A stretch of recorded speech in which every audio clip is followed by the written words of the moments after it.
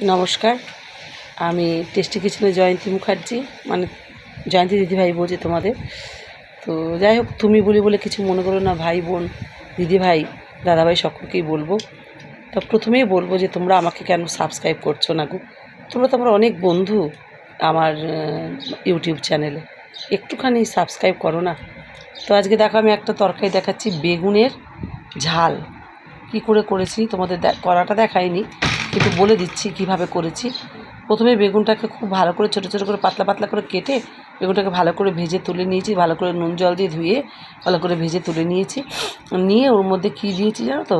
একটু সামান্য পাঁচফোড়ন আর একটুখানি শুকনো লঙ্কা সম্বারা দিয়ে তোমার জিরের গুঁড়ো, লঙ্কার গুঁড়ো আর রসুন বাটা, জিরে গুঁড়ো, লঙ্কার গুঁড়ো আর ধনের গুঁড়ো আর রসুন বাটা দিয়ে সুন্দর করে বেগুনের ঝাল করেছি। এটা বুঝেছো তো?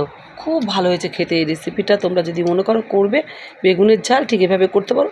বেগুন পোস্তও হয়, কিন্তু এটা বেগুনের ঝাল করেছি। একটু রসুন বাটা দিয়েছি, জিরে গুঁড়ো, ধনের গুঁড়ো দিয়েছি, লঙ্কার গুঁড়ো দিয়েছি, রসুন বাটা দিয়েছি, পাঁচফোড়ন, শুকনো লঙ্কা সম্বারা দিয়ে সুন্দর করে বেগুনটা ভেজে করে লাল করে ভেজে নিয়ে করেছি। আর একটা কী করেছি দেখো, একটুখানি ফুলকপির তরকারি, অল্প একটু ফুলকপি ছিল, সেই ফুলকপিটা একটু আলু দিয়ে মটরশুঁটি দিয়ে অল্প একটু তরকারি করেছি, ফুলকপির বেশি না। বেগুনের ঝালটা, ফুলকপির তরকারি। আর এই দেখো দুটো ডিম আমরা মানে সবাই তো ডিম খাবে না, তো দুজনা ডিম খাবে, আর সবাই এই ফুলকপি খাবে আর এই বেগুন খাবে আর ডাল খাবে। ডাল করেছি। তো রোজ তো আর ডাল দেখিয়ে লাভ নেই, ডালটা তো সবাই যেন কী করে করতে হয়। তো ডিমটা কী করে করেছি, বেগুন তো বললাম। ডিমটা হচ্ছে গিয়ে কী বলো তো, যেমন পেঁয়াজ আদা রসুন বাটা দিতে হয় এরকম দিয়েছি। পেঁয়াজটা ভেজে নিয়ে ডিমটা সেদ্ধ করে, আলুটা সেদ্ধ করে নামিয়ে নিয়ে ডিমটা আলুটা ভেজে, পেঁয়াজ ভেজে, টমেটো দিয়ে জিরে গুঁড়ো, ধনের গুঁড়ো, লঙ্কার গুঁড়ো আর একটুখানি সামান্য একটু মিষ্টি, হলুদ, স্বাদ মতো নুন দিয়ে সুন্দর করে ডিমটা কষিয়ে করা আছে। ডিমটা আজকে কষিয়ে করা আছে, বুঝছো তো?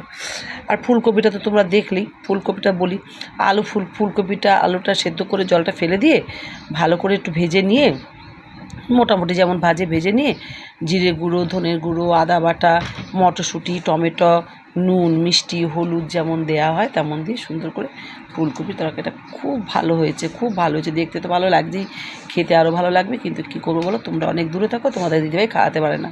তো দয়া করে তোমরা আমার রান্নাগুলোকে দেখে ভালো লাগলে লাইক কমেন্ট শেয়ার করবে।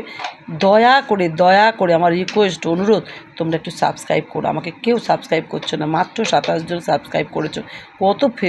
কত আমার বন্ধু ফেসবুকেরও, ইউটিউবে আছে, এবং ইউটিউবেও আমার অনেক বন্ধু আছে।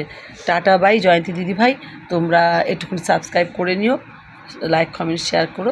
রাখলাম।